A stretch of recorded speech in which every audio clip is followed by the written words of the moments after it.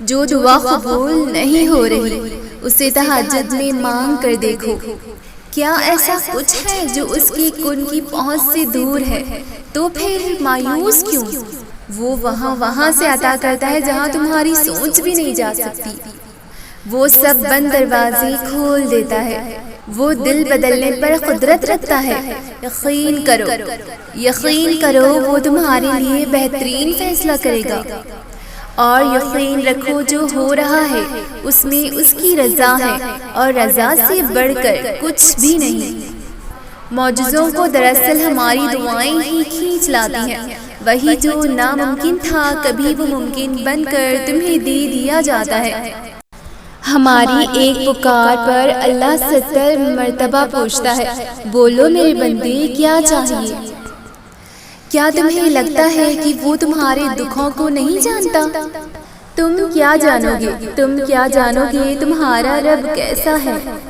وہ تو ایسا ہے جب تم روتے ہو تو وہ تب تمہیں سنتا ہے، جب تم بے قرار ہوتے ہو تو وہ سکون دیتا ہے، جب تم اذیت میں ہوتے ہو تو وہ صبر دیتا ہے، جب تم ٹوٹ جاتے ہو تو وہ تمہیں جوڑ دیتا ہے، جب تم گناہ کرتے ہو تو وہ تمہیں ہدایت دیتا ہے، جب تم بکھر جاتے ہو تو تمہیں وہ سمیٹ لے گا، جب تم توبہ کرتے ہو تو وہ تمہیں معاف کرتا ہے، تم ایک قدم بڑھاتے ہو تو وہ 10 قدم بڑھاتا ہے، تم نافرمانی کرتے ہو وہ پھر بھی نعمتیں بند نہیں کرتا، تم نا امید ہو کر اس سے موت مانگتے ہو وہ تمہیں جینے کی ایک وجہ دیتا ہے۔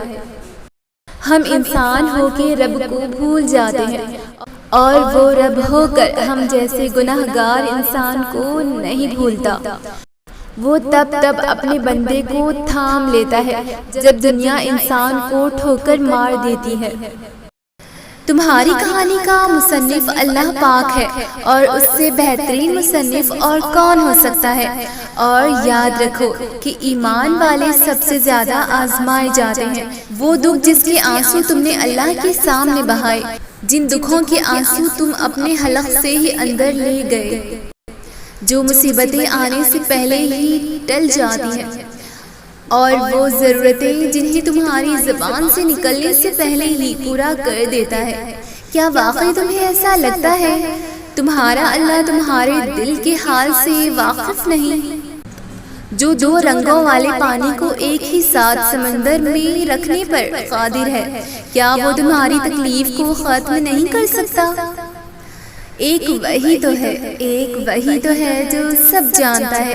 اللہ اپنے بندے کے دل میں بات پہنچانے سے پہلے ہی واقف ہو جاتا ہے۔ دکھ تو تب آتے ہیں جب ہمیں اللہ کے قریب ہونا ہوتا ہے، اور جو اللہ کے قریب ہو جاتا ہے اس کا کوئی دکھ پھر دکھ نہیں رہتا۔ تمہاری کوششیں ناکام ہو سکتی ہیں، لیکن اللہ پاک کی طاقتیں نہیں۔ مقدر دعاؤں کا پابند ہے، دعائیں مقدر کی پابند نہیں۔ تب بھی مانگو جب قبولیت کی کوئی بھی وجہ باقی نہ رہے۔ صرف اللہ پاک ہی تو ہے جو دکھی دل کی خاموش صدائیں سنتا ہے۔ تو پھر توکل کے ساتھ اس کے سامنے جھولی پھیلائے رکھو، کیونکہ یقین کرنے والوں کے لیے ہی یقین کے معجزے ہیں۔ تمہیں بنانے والا تمہاری ضروریات سے کیسے بے خبر ہو سکتا ہے؟ کیوں ہوتے ہو پھر پریشان محبت کے اس امتحان پر؟ تمہاری ترکیبیوں کی ناکامی کے پیچھے یقیناً اللہ کی کوئی نہ کوئی مصلحت ہوگی۔ اس آزمائش میں ڈالنے سے پہلے تمہیں اس سے نکالنے کا حل سوچا ہوگا۔ اس نے تمہیں اس چیز تک لے جانے سے پہلے خود تک لانے کا منصوب بنایا ہوگا۔ اسے جس کی ایک پکار پسند آ جائے وہ اس کی دوسری پکار سننے کے بھی بہانے بنا ہی دیتا ہے۔ اگر وہ بار بار بہانے بنا رہا ہے تو سوچو پھر اس کو تمہارا مانگنا کتنا پسند آ گیا ہوگا۔ جن دعاؤں کے پورا ہونے کی امید تمہیں کہیں سے نظر نہیں آ رہی، تم چھن جانے پر صبر کرو، پھر اللہ اسی کو عطا بنا کر تمہارے مقدر میں لکھ دے گا۔ وہ ان دعاؤں کا رخ بھی قبولیت کی جانب موڑ دے گا جب تم بند دروازے پر راضی رہنا سیکھ لیتے ہو تب اللہ تمہارے لیے معجزوں کے دروازے کھولتا ہے۔ اللہ تمہیں تمہاری نصیب کے سامنے بے بس اسی لیے نہیں کرتا تاکہ تم مایوس ہو جاؤ یا کمزور پڑ جاؤ، بلکہ وہ بے بسی تب لاتا ہے جب وہ چاہتا ہے کہ تم اسے پکارو اور اس بات کی گواہی دو کہ اس کے ایک حکم نصیب کے سارے پنے بدل سکتی ہے۔ یعنی تم اس سے دعا کرو، اس سے وہ مانگو جو تمہیں چاہیے، یہ سوچے بنا کہ جو مانگ رہے ہو وہ ممکن ہے بھی یا نہیں، کیونکہ اللہ کے لیے تو کچھ بھی ناممکن نہیں، اس کے لیے تو کچھ بھی مشکل نہیں۔ وہ چاہے تو آسمان زمین بن جائے اور زمین آسمان میں بدل جائے، وہ چاہے تو دن رات ہو جائے اور رات دن بن جائے، وہ چاہے تو صحرا کو سمندر کر دے، ساری باتیں تو صرف اس کی چاہت کی ہے، اور وہ چاہتا تب ہے جب تم اپنی چاہتیں اس کی رضا پر قربان کر دیتے ہو، جب تم ضد نہیں کرتے، جب تم اس کے فیصلے کو قبول کر لیتے ہو۔ اللہ کبھی تم پر ظلم نہیں کرتا، تم خود اپنی ذات پر رحم نہیں کرتے، وہ ہمیشہ فیصلہ تمہارے حق میں دیتا ہے، پھر تم اس پر راضی ہو یا نہ ہو۔ تو پھر جو چاہیے اسے اللہ سے ضرور مانگو، مگر اس کے پیچھے بھاگو مت، اس کے لیے اپنی ذات کی نفی نہ کرو، اس کی خاطر کبھی خود کو رسوا نہ کرو، اس چیز کے لیے کبھی اپنی جان پر ظلم نہ کرو۔ اگر دل کا سکون چاہتے ہو تو ان معاملات کو اللہ کے حوالے کرنا سیکھو جنہیں تم بدل نہیں سکتے، دستبردار ہونا سیکھو، چیزوں کو آزاد کرنا سیکھو، خود سے محبت کرنا سیکھو۔ اللہ سے کچھ بھی چھپا ہوا نہیں، وہ تمہیں ہر تکلیف، ہر صبر اور ہر خوشی کو جانتا ہے، وہ تمہاری ہر دعا سے واقف ہے، بس وہ چاہتا ہے کہ تم اپنی خواہش کو اس کے سپرد کر کے بے فکر ہو جاؤ، اور یقین رکھو کہ جو ہو رہا ہے اسی میں اللہ کی رضا ہے، اور اس کی رضا سے بہتر تو کسی کی رضا نہیں ہو سکتی۔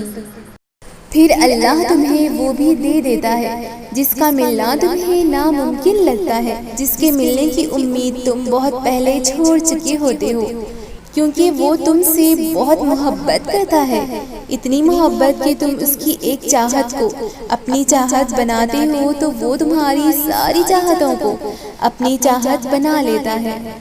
تو پھر کیوں پریشان ہو، تمہارا رب تو اتنا رحیم ہے کہ تم اس کی ایک صدا پر لبیک کہہ دو تو وہ تمہاری تمام صداؤں پر کن فرما دیتا ہے۔ تم اس سے بھلے لاکھ دفعہ ہی کیوں نہ منہ موڑ لو، مگر پلٹ کر جب بھی اس کو پکارو گے تو وہ ہمیشہ تمہیں اپنے پاس ملے گا۔ اس کی محبت تو ایسی ہے کہ وہ روٹ کر بھی روٹھا ہوا نہیں لگتا، تو پھر ایسی محبت سے مایوسی کیسی؟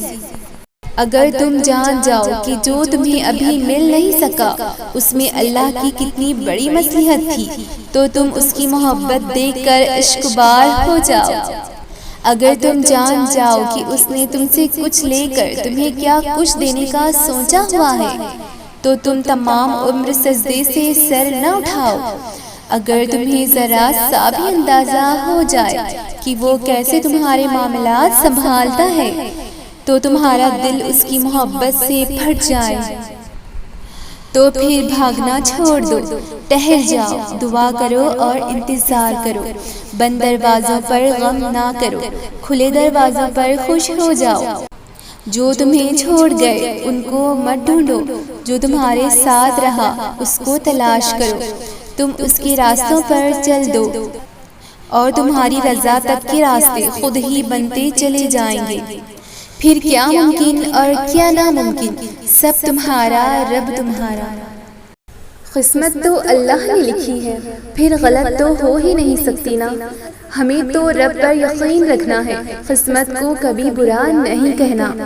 دیکھنا تمہارا یہ یقین بہت جلد خوشخبری لائے گا، اللہ تمہاری ہر دعا قبول کرے گا۔ جس رب نے دو جہاں سمیٹ رکھا ہے وہ تمہیں بھی ہمیشہ بکھرا رہنے نہیں دے گا۔ اس صبر کا بدلہ ان کا معجزہ ہوا تو تمہاری ان دعاؤں کا صلہ خود خدا ہوا تو